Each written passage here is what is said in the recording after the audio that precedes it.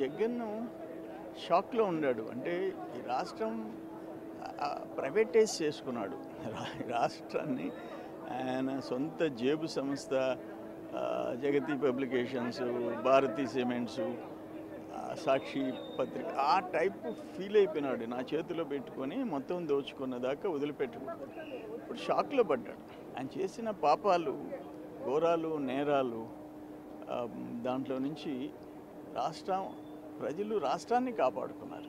జగన్మోహన్ రెడ్డి నుంచి విముక్తి చేశారు, రాక్షస సంహారం చేశారు. సార్, ఎటువంటి అవినీతి జరిగిందంటారు ఈ 5 సంవత్సరాల కాలంలో? ఆల్రెడీ మీరు బాధ్యత అంటే అందరూ ప్రభుత్వ పాలన చేసి కొన్ని శాఖల్లో జరిగిందని చెప్పి కూడా నివేదికలు కూడా వస్తున్నాయి. ఏమని చెప్పమంటారు?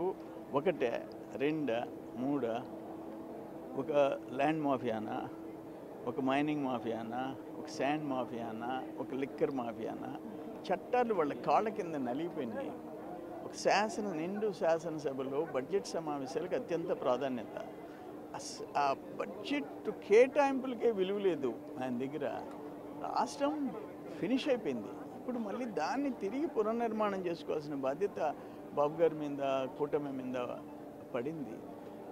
ఈ పొరపాటుగా ఈసారి జరిగి ఉంటే రాష్ట్రం ఏం మిగిలేదు. అందుకని నేను చెప్పింది ఏంటంటే, ఆయనకి బాధ ఏంటంటే ఇప్పుడు ముఖం నల్లంగా పెట్టుకొని వచ్చాడు.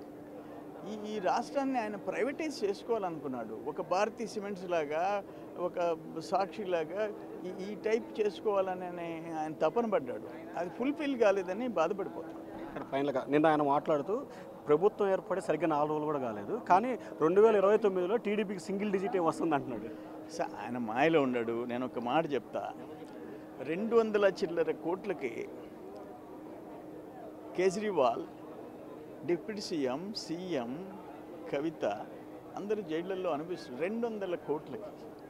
ఇక్కడ ఆంధ్ర రాష్ట్రంలో నెలకి 300 నుంచి 350 కోట్లు నెలకి అనుభవించాలిగా. ఉన్నాయిగా కేసులు, 13 కేసులు ఉన్నాయిగా. 10 ఏళ్ళు అయిపోయింది కదా, నువ్వు మేనేజ్ చేసుకున్నావు కదా 10 ఏళ్ళు. ఇక తప్పదుగా, ఆర్గ్యుమెంట్స్, హీరింగ్ స్టార్ట్ అయిపోద్దిగా. అనుభవించి తీరుతాడు. కొన్ని లక్షల కుటుంబాలని, రాష్ట్రాన్ని సర్వనాశనం చేసి నరకం చూపించాడు. అందుకే ప్రజలు ఎలక్షన్ చేశారు, ప్రజలు తిరగబడ్డారు, రాక్షస సంహారం చేశారు. అషమాషి కాదు ఈ ఎలక్షన్. అందుకని ఆయన పాపం డిప్రెషన్